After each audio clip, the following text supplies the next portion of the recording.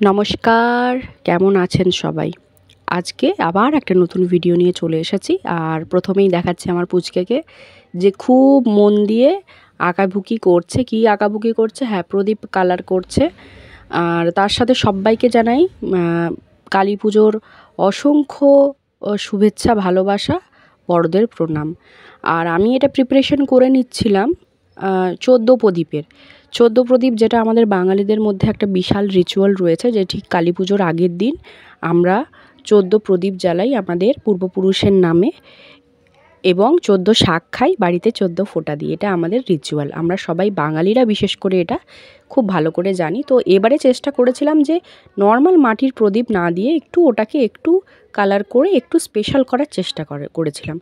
আমি আর আমার পুচকে বসে পড়েছিলাম সকালবেলা 14 প্রদীপের প্রিপারেশন নেওয়ার জন্য। আর প্রথমে হোয়াইট কালার করে নিয়েছিলাম, কারণ যেহেতু একটা স্টেডি কালার আসে। তারপরে সাতটা আলাদা আলাদা কালার, দুটো কালার করে ফেলেছিলাম। একটা হচ্ছে একটু ভায়োলেট টাইপের, ব্লু মনে হচ্ছে, বাট এটা ভায়োলেট কালার।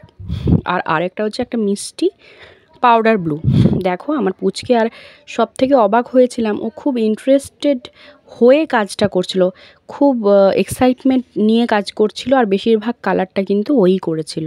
হোয়াইটের কালারটা শুকিয়ে যাওয়ার পরে এই দু রকমের কালার প্রদীপের মধ্যে চান খাওয়া ছেড়ে দিয়ে ও প্রিপারেশন নিচ্ছিল, যেটা আমার খুব ভালো লেগেছে।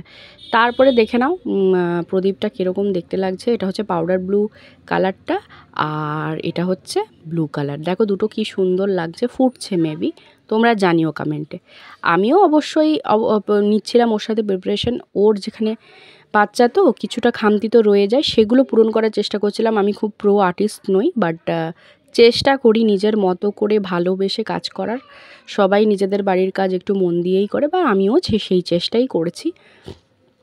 তো কেমন লাগলো সেটা একটু অবশ্যই কিন্তু সবাই কমেন্টস করে জানাবেন। এবারে সন্ধেবেলার বাতি জ্বালানোর পালা, যেখানেও আমার পুচকে আমাকে বিশালভাবে হেল্প করেছে। বড় হচ্ছে তো মেয়ে, তার মধ্যে ও অবশ্যই আমাকে প্রচণ্ড হেল্প করেছে। এবারে আমি কী করেছিলাম, সর্ষের তেলের বাতি দিয়েছিলাম, কিন্তু সর্ষের তেলে একটুখানি মোমবাতি ফেলে দিয়েছিলাম, যাতে চট করে বাতিটা নিভে না যায়, তাড়াতাড়ি জ্বলে ফুরিয়ে যায় অনেক সময়। এই ট্রিকটা তোমরা ইউজ করে দেখতে পারো। তারপরে দেখো মোমগুলো গলে গেছিলো, এবং সেটা পলতে দেওয়া এই প্রদীপগুলোতে তেলটা ঢেলে ফেলেছিলাম। এটা আমি অবশ্যই ভিডিও দেখেই ট্রাই করছি। তো তোমরাও অবশ্যই আমার ভিডিও দেখে কেউ ট্রাই করে থাকো যদি, তাহলে অবশ্যই সেটা জানিও। তারপরে পুজোর পালা দেখো, আমি আমার মতো করে পুজো কমপ্লিট করেছিলাম খুব সামান্য আয়োজনে, এবং বাতি দিয়েছিলাম, 14 প্রদীপ জ্বালিয়েছিলাম। তারপরে প্লেটে করে এইভাবে দেখো, মোম যেহেতু দেওয়া, তেলটা একেবারে জমে গেছিলো। এরপরে ধীরে ধীরে বাতি জ্বালিয়ে দিয়েছিলাম। দেখো আমার দোরগোড়ায় দিয়েছি, তারপরে আমার সিঁড়িতে দিয়েছি। হ্যাঁ, আর অবশ্যই আমি বাতি জ্বালাচ্ছিলাম, তো ভিডিওটা আমার পুচকেই করে দিয়েছিল অ্যাজ ইউজুয়াল। ও আমাকে প্রচণ্ডভাবে হেল্প করে এইসব ক্ষেত্রে, আর খুব এন্থুনিয়া করে, আর ভালো লাগেও। আমরাও যেমন এন্থুনিয়া বাতি জ্বালাতাম ছোটোবেলায়, প্রদীপ জ্বালাতাম, মোমবাতি জ্বালাতাম দীপাবলিতে। তো সেও সেইভাবে খুব ইন্টারেস্টিং ওয়েতে সমস্ত কিছু ম্যানেজ করেছে, আর আমার খুব ভালো লেগেছে। এটা আমার ব্যালকনিতে। আর ওর ছবি না তুললেই নয়, কারণ 14 প্রদীপ দেব, যে মেন প্রিপারেশন নিয়েছে, যে মেন কারিগর, তার তো ছবি দিতেই হয়। তারপরে আমি পুরো লুকসটা একবার দেখিয়ে দিচ্ছি। দেখো এটা হচ্ছে আমার আলপনা। এটা লক্ষ্মী পুজোর সময় আমি দিয়েছিলাম, সবার সাথে শেয়ারও করেছিলাম। তো এটা দেখো, অবশ্যই দেখলে বুঝতে পারছো। পুরো আলোটা একসাথে আমি দিয়েছি। হ্যাঁ, একটা বাতি একটু পোলতের প্রবলেম হচ্ছিলো, একটা বাতি খুব আস্তে জ্বলছিল, কিন্তু দেখো আলো ঝলমলে জায়গাটা এত সুন্দর লাগছে।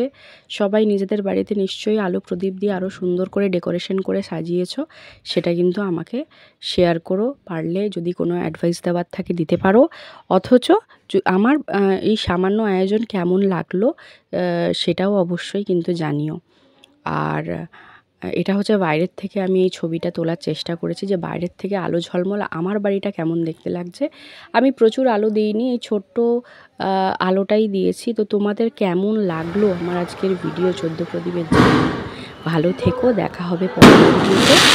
সবাইকে নমস্কার, টাটা।